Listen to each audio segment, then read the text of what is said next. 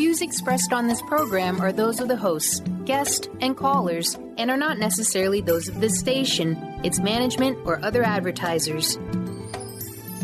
You're listening to Transformation Talk Radio.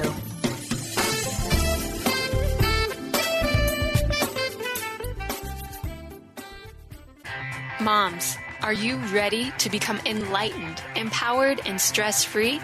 Well, get ready because you are about to tune into vibrant, powerful moms helping everyday women create an extraordinary life with Debbie Pokornik. Each week, Debbie discusses topics to help you become self-aware, inspired, and on track to create the life you crave. It's time to stop settling and start thriving. And it all begins now on Transformation Talk Radio.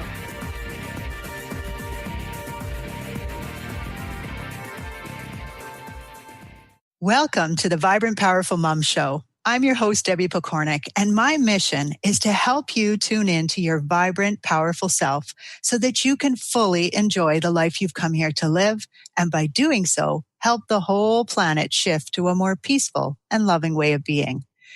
My guest today is a beautiful young woman named Courtney Feldman, who has a consulting company called High Style Impression Management. So they offer services in key areas related to conveying a lasting positive impression. Things like professional presence, podium protocol, presentation skills, confidence, social skills, and so on. Courtney is an internationally certified impression management mentor and master certified civility trainer. She has an honors degree from the Asper School of Business here at the University of Manitoba. She coaches student ambassadors. She sits on the board of directors for her community center and works alongside nonprofit organizations through the Fast Pitch program with the Winnipeg Foundation. Courtney is also a mother to 3 young kids. And today, she's here to teach us about confidence and to share some tips on how to project a poised yet fearless presence when you're walking into a play date or the boardroom. Courtney, welcome to the Vibrant Powerful Mom Show. Thank you. You know, 2 of the things that struck me when we met several months ago, and then again when I was looking at your bio here, are number 1, that you seem to have a lot going on at any given time. And number 2, that despite this, you still seem to find the time to look after yourself, to give back to your community, to run a business, and to be an involved mom. So I thought maybe we could just start there. Like, were you born able to do this? Or how did you get to that point in your life where you could do all these things and still create a life that you love? Well, it's one of those things we all wish we could have a couple extra hours every day to get it all done. But to say I was born like that, you know what? I would say if I look back into how I became where I am today, it was largely influenced by my mentor at the time, my mother. Always committed herself to both profession, home, and to the community. So it was, I'm not surprised I find myself in these shoes now, growing up the way I did with the mentor that I had. Right. Yeah, those role models are so critical, the things that they teach us. Absolutely. So to me, confidence is a major pillar to living a vibrant, powerful life. So I think we should dive into why you think it's important for moms to make projecting confidence a priority. I think becoming a mother it's a life-changing moment, and it's this life of serving. When you're at home, you're serving your family. You want the very best for them. You're constantly worried all the time and looking for that next opportunity for your child. You're serving professionally in the work, your customers, your clients, your organization. And it's hard. It's hard always having that focus and serving others.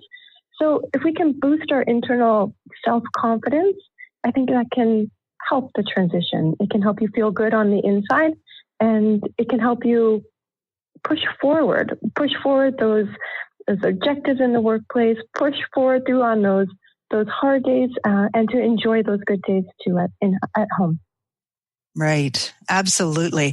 I think that it is so easy for us to get so caught up in all of those things and then to allow that stress to show through because everybody else always looks so calm and composed. Well, except for the person flipping out in the corner. We know they're flipping out, but other people can look so calm and composed. And really on the inside, they're going crazy. They're thinking, oh, I don't know if I can do this. Or they're thinking about the fight they had that morning with their spouse or their child or but they look composed. So I'm so excited that that's what we're going to talk about today because I think that there is such a big and strong connection between living that vibrant, powerful life and tuning in to that confident piece of yourself. So cool. So maybe we should first, though, before we jump into this spectacular handout that you've created, why don't we talk about some common challenges to being self-confident and how a person might overcome these roadblocks? I think it's hard because you challenge yourself internally. We set expectations, or we tell ourselves we need to be X, Y, and Z, or do A, B, and C. And so internally, the story and the message that we're telling ourselves can inevitably put a roadblock in front of in our own journey to self-confidence or boosting our own self-confidence. But it's also this social pressure.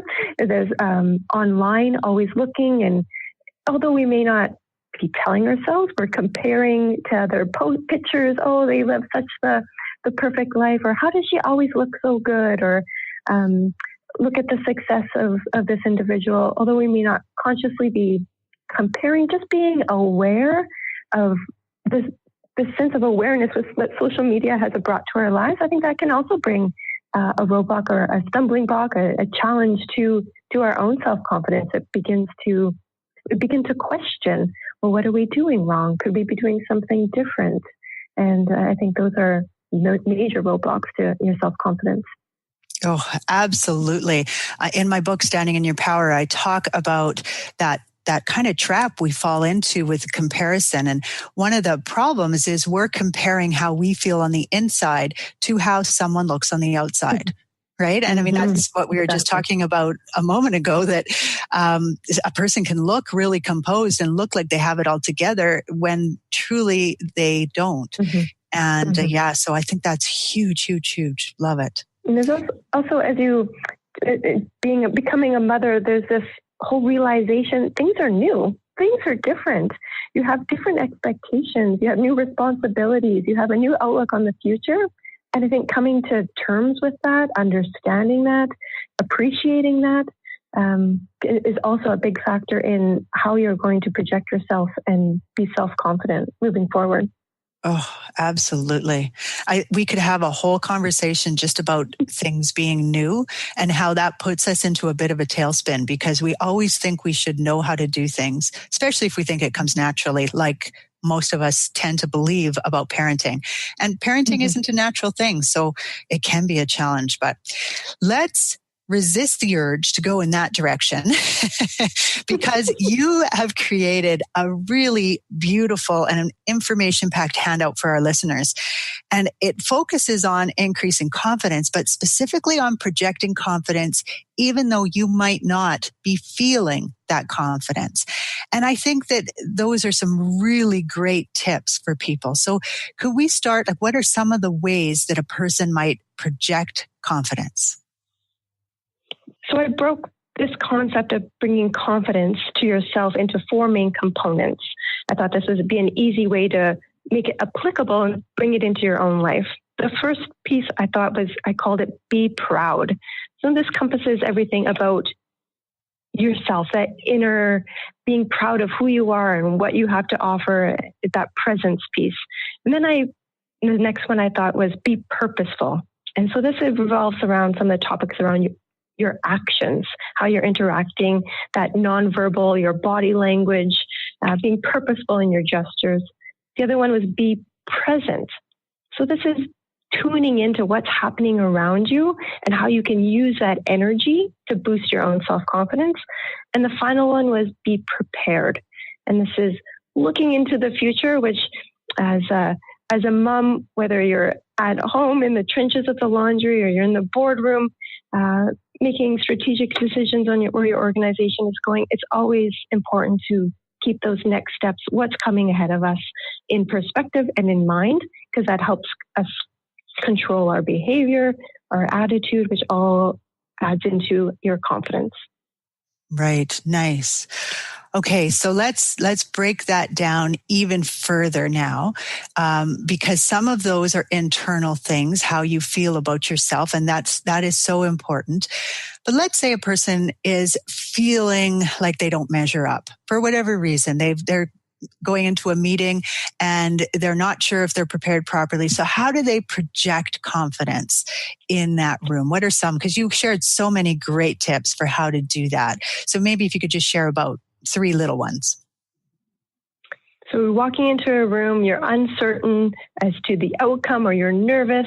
The number one thing you can do is be aware of your posture. I think how you hold yourself, that presence, I think even just taking a moment to reflect on it, you'll automatically shift in your chair. You'll throw your shoulders back ever so slightly. And it's these subtle movements that can project a lot of confidence. You think about taking up space, taking deep breaths. I think that can all play a big role in how others will interact with you in that room and how you will approach others in that room. Yes. And 2 of your tips are really jumping to mind as you're saying that, because I'm picturing, how you said walking into a boardroom or a play date. So my brain, being a contraire that I am, right away goes to, you're walking into this play date and you're feeling maybe you don't know any of the moms there, or your child bit another child the last time you were there. So you're not sure how you'll be received, and it's windy out and you're carrying your toddler and you've got the diaper bag on your other shoulder and your hair's across your face. And so you're not really able to focus on the posture. But one of the things that you mentioned in there is simply smiling. By smiling, we project a sense of confidence that, this might look like I'm completely discombobulated, but the truth is I'm okay. Absolutely. That smile and accompanying that smile with a look in the eye, if you can grab somebody's attention, walking by them in the hallway at the school, and just a smile and a look in the eye, it projects confidence from your part, but it also opens up that road to communication, and it makes the other person feel welcome and comfortable, which again makes you look confident in your actions. Yes. And that brings me then to the other piece that jumped to mind when you were sharing that story, because I can see myself doing this. And I think a lot of moms nowadays might. Let's say you arrived let's go back to the board meeting idea. You go into this meeting and you're feeling, okay, you're trying to project confidence. And so you sit down in your chair and your posture is okay. And you maybe look around, and then what do? You pull out your phone because there's, 3 minutes before it starts, and you go inwards into your phone, which isn't that critical that you see what's come in.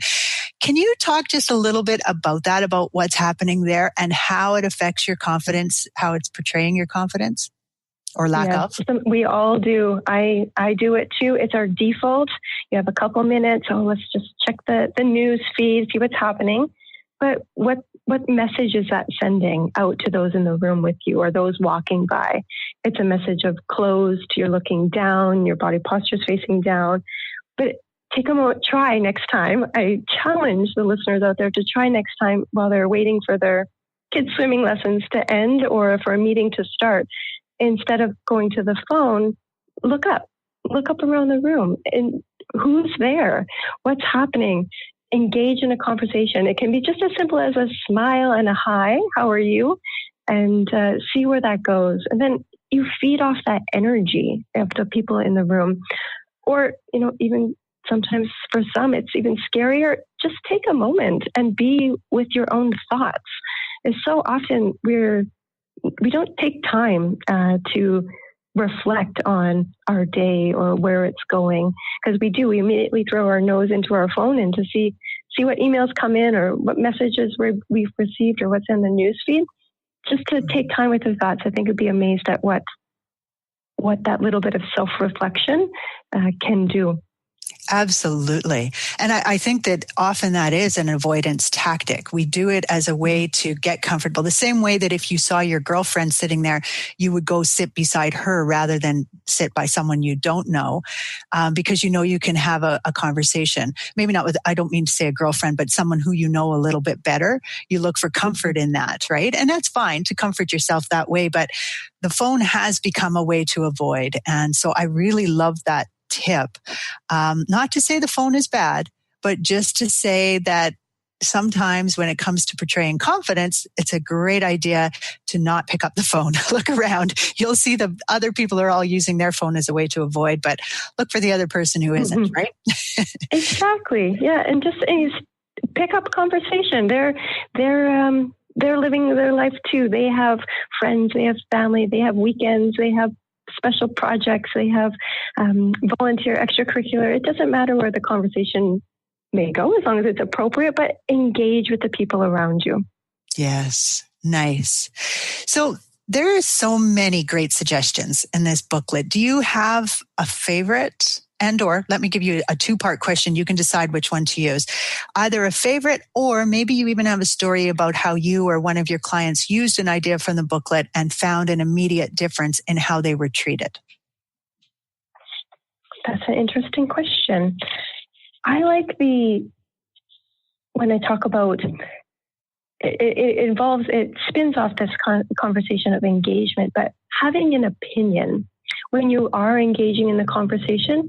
I think sometimes we forget, we look the part, or we're on time, and we're projecting this confident presence. But it's what you're saying, what you have to say can also impact somebody's viewpoint or what they think of you, how confident or credible you are in whatever situation you may be. So if you do have an opinion, are you sharing it? And is that opinion, are you always the person who has something to complain about? The class is too short, or the teacher didn't do this, and this in the class, or the coffee's never filled at the office, whatever it may be. Are you always a person with that negative spin? So I think it's important to think about not only your presence and the body language and how you're presenting that confidence, but also are the words and what you have to say supporting that? Or are you sending two different messages?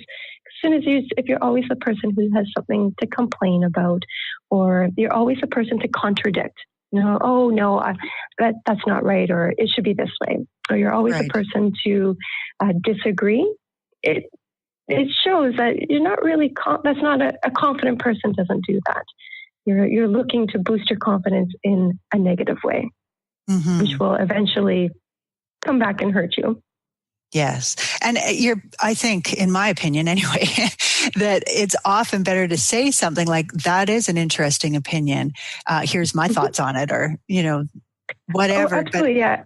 Yeah, nice. I'm not suggesting you need to agree with everything. Absolutely not. Of course, and there'll be difficult conversations that need to be had, but it's your approach, and it's the language that you use, and it's how the conversation flows. So I love the idea of, I just want to break that down a tiny bit further so people understand that you're wanting to engage. And I think in the booklet, you talk about standing around the water cooler at work kind of thing, wanting to engage and share your thoughts and ideas. But if you typically do the negative thing, like what's wrong, or complaining about someone, even the weather. Here in Manitoba, we use the weather a lot as a launching pad for conversation, and that's okay. But you really want to watch that negativity or giving advice or always having to be right, because those are the kinds of things that will push other people away. And then you don't feel very confident, right? So I love that one. It was on my list of one of my favorites. Another one of my favorites was your tip on being decisive, because I think that this is such a challenge for so many moms. Can you expand a little bit on how a person can be decisive? Yes, when I was putting this together, I thought, even myself, there's so many decisions that you're making every day, and some of them are big with big consequences, but some of them are just your everyday decisions. What am I going to wear today? What am I cooking for dinner? What are the kids eating for lunch tomorrow? There's so many decisions that need to be made. And so many times I find myself, I'll do that later. I don't want to think about that decision. I'll get to it later. but really that later in that quiet time, I'm not sure. I'm still trying to work out when that quiet time is. Yes. So a confident person makes a decision and moves forward. There is a couple different dimensions to that. One, it clears space in your mind so that you can focus on the next project, the next task that needs to be done. Mm-hmm. And two, a confident person makes decisions and moves forward. They're confident in their decision and they're acting on it.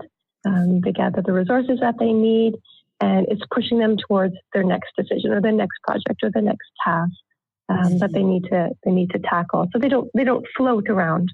Yes. It makes me think of the progress bar on our computers, right? So that the progress bar continues to move forwards and rather than just spinning. Yes, exactly. Yeah. I often talk about the idea of that there isn't a right or wrong, that events themselves are neutral.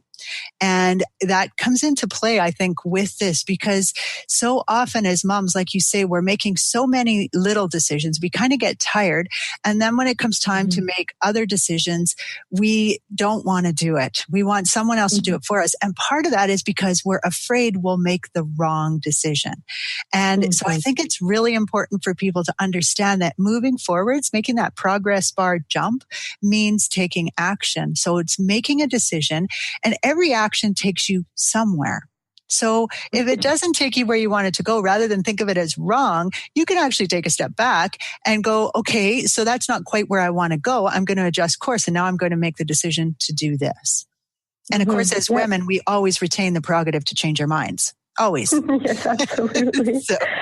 I think as moms, we're always second guessing our decisions, or we're nervous to make a decision because we don't know if it's the right decision, or will it be accepted, or is it the right decision for my son or daughter or for the family? And so there's always, it's not easy to make a decision. But I think also as moms, I had a very good friend tell me once, whatever decision you make for your family is the best decision. Absolutely. And I thought that was a piece of advice I will always carry with me.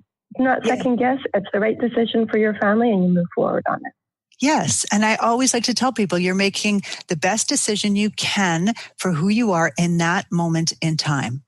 Now, it might change 2 minutes later, but for that moment in time, that's your decision. And it is so critical. So I love that you put that in there. I just think it is such an important part of building your confidence, because then you start to recognize you can handle, any decisions, whether they take you in the direction you want or not, you can still handle them. So just make them. Beautiful. Now there's another one there that really jumped out. We're getting very close to the end of our time together, but I'm hoping we can quickly talk about it, which is the idea of holding on to and even expanding your dream and how that helps with confidence. Can you talk just a little bit about that? Yes, that comes from the concept of the end in mind. What's that big goal that you're dreaming of? And I always encourage people to dream big. If you had no limitations on resources and time, what would you do? Where would you go with your life? What decisions would you make? And to have that dream in mind really can help boost your confidence in that you have a path to follow. As you said, you're making decisions and you're going along that path. And sometimes we take a little detour here or there. But if you have this big dream, this concept of this end in mind, you have motivation, you're moving forward, and that can boost your confidence in your actions. You'll be more deliberate in your move, not your body movement, but where you're moving forward. Absolutely. Yes. Oh, I love that, because I think as moms, especially, we can get so caught up in the little mundane tasks that don't even provide a reward, right? Like you get up, you clean the kitchen, and then you make a meal for your kids and the kitchen's a mess again. And it's like, you have to do these tasks because people will notice if you don't do them. But if you do them, they don't last for very long sometimes. You just wash the floor and the dog walks in with dirty paws or whatever the case might be. So I love that you talked about that and how important it is for people to keep their desire alive, to always have something that they're going for that's a little bit scary, a little bit bigger. And it doesn't mean you have to be signing up for courses and everything right now, but just dreaming about it. It's permission to dream. Absolutely. Yeah. Absolutely. Nice. So you can download a copy of Courtney's confidence guide from her website, which is highstyleimage.com.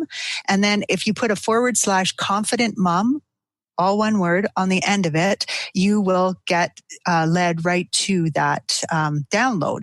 And of course, as you can tell just from our conversation, it's loaded with tips that will help you to live confidently wherever you are in life. So it is well worth getting that download.